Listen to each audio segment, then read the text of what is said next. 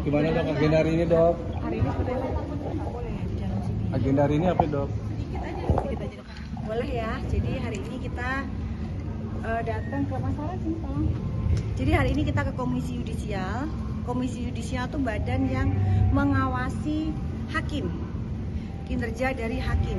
Jadi di sini Doktif ingin meminta pengawasan dari Komisi Yudisial dalam sidang Prapit di tanggal 2 Februari 2026 di Pengadilan Negeri Jakarta Selatan atas pelaporan saudara DRL ya sebagai tersangka dari Polda Metro Jaya. Jadi DRL merasa keberatan penetapan tersangka oleh Polda Metro Jaya sehingga melakukan pra peradilan di Pengadilan Negeri Jakarta Selatan. Kemungkinan kalau nggak salah hakimnya adalah Yang Mulia Ibu Eli kalau nggak salah. Nah di sini Doktif meminta pengawasan kepada Komisi Yudisial agar terang benderang transparan gitu untuk mencegah hal-hal yang tidak diinginkan. Meskipun Doktif yakin 1000% untuk hakim Ibu Eli itu tegak lurus. Ya nggak akan mungkin bisa meleng ya gitu. Tapi yang namanya kita ya warga negara Indonesia kan ya wajar ya untuk meminta pengawalan seperti itu. Dan ini edukasi juga ke masyarakat bahwa hakim tuh ada kok yang ngawasi gitu. Jadi kalau kalian merasa ada ketidakadilan oleh putusan hakim, minta pengawasan, kalian bisa datang ke Komisi Yudisial ya. Jadi ini juga edukasi, nggak usah khawatir. Kalian nanti di sini datang ke resepsionis, penyambutannya luar biasa baik, mereka ramah-ramah banget ya. Jadi nggak perlu takut ya, datang ke Komisi Yudisial, nanti kalian diskusi gitu ya, dan mengirim surat juga. Oke? Oke, dulu ya dok. Ya. Ya.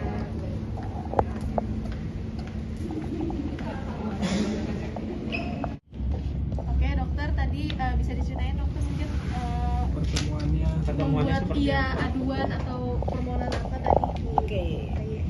Jadi tadi Doktif bersama dengan tim lawyer ya. Jadi memang datang ke Komisi Yudisial untuk melaporkan, memohon pengawalan dari Komisi Yudisial atas laporan dari saudara DRL yang melakukan prapit ke Pengadilan Negeri Jakarta Selatan. Ya, jadi di sini Doktif mohon pengawalan karena jangan sampai nanti ada dugaan-dugaan yang penyuapan yang muncul ke permukaan, jangan gitu. Jadi untuk menghindari itu, meskipun Doktif yakin sih hakimnya pasti akan tegak lurus, tetapi dengan meminta pengawalan ini kan akan lebih transparan ya. Jadi dan ini juga informasi buat masyarakat bahwa hakim itu diawasi oleh yang namanya Komisi Yudisial. Jadi kalau misalnya kalian melihat ada yang namanya hakim yang kok kayaknya ada ketidakadilan nih, kok kayaknya ada dugaan penyuapan ke hakim. Nah, kalian bisa melaporkan itu ke Komisi Yudisial. Gitu. Nah, di sini Doktif meminta pengawalan saja. Meskipun dugaan penyuapan dilakukan saudara DRL ini tidak ada ke hakimnya, tapi Doktif meminta pengawalan saja seperti itu. Mungkin tadi Bang untuk membuat permohonan laporan gitu, mungkin apa aja yang diserahkan? Sebenarnya yang diserahkan sih cuma satu surat ya, surat permohonan pemantauan dan pengawasan, cuma itu doang sebenarnya sih yang diberikan ke Komisi Yudisial. Berarti udah diterima berarti laporannya? Udah diterima. Tunjukin kali.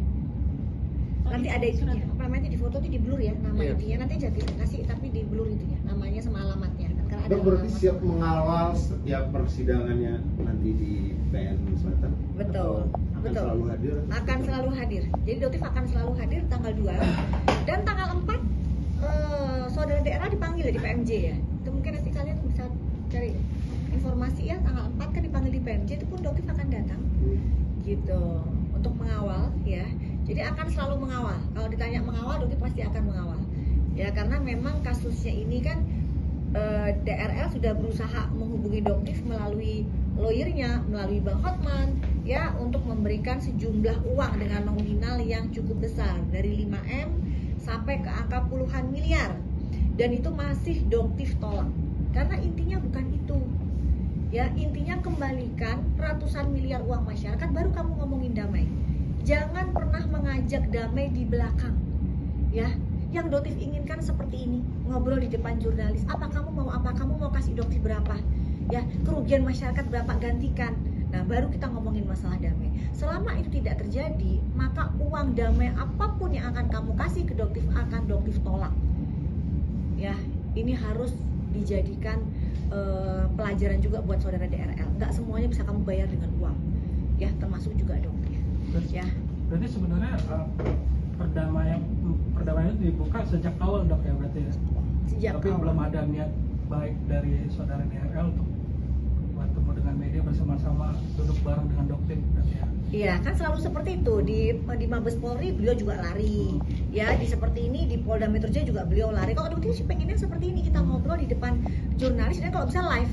Kenapa? Karena terkenal banget saudara DRL ini suka banget untuk merubah cerita, mengarang cerita dari A menjadi Z gitu. Tapi dengan live, dengan ditampilkan langsung, nah dia kan nggak bisa ngeles, nggak bisa bikin cerita baru, dia dan buzzer-buzzernya dia itu. Seperti itu. Ya, jadi di sini pengawalan aja. Mungkin berarti permintaan pemantauan hari itu berkaitan dengan pernah terjadinya percobaan. Diduga pernah terjadi pada saat kasus Prapit saudara Kartika Putri.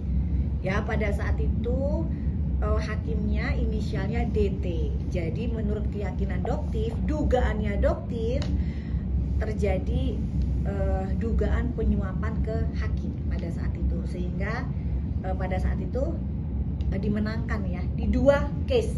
Nah, ini sangat aneh dan ini pun sangat lucu. Bukti-bukti semua formalitas sudah dilakukan oleh Polda Metro Jaya dengan sangat teliti. Ya, kenapa? Ya, agar tidak ada celah. Mengapa sampai waktu 1 tahun yang dibutuhkan? Ya, karena menghadapi manusia ini sudah jadi pelajaran yang luar biasa buat Polda Metro Jaya. Gitu.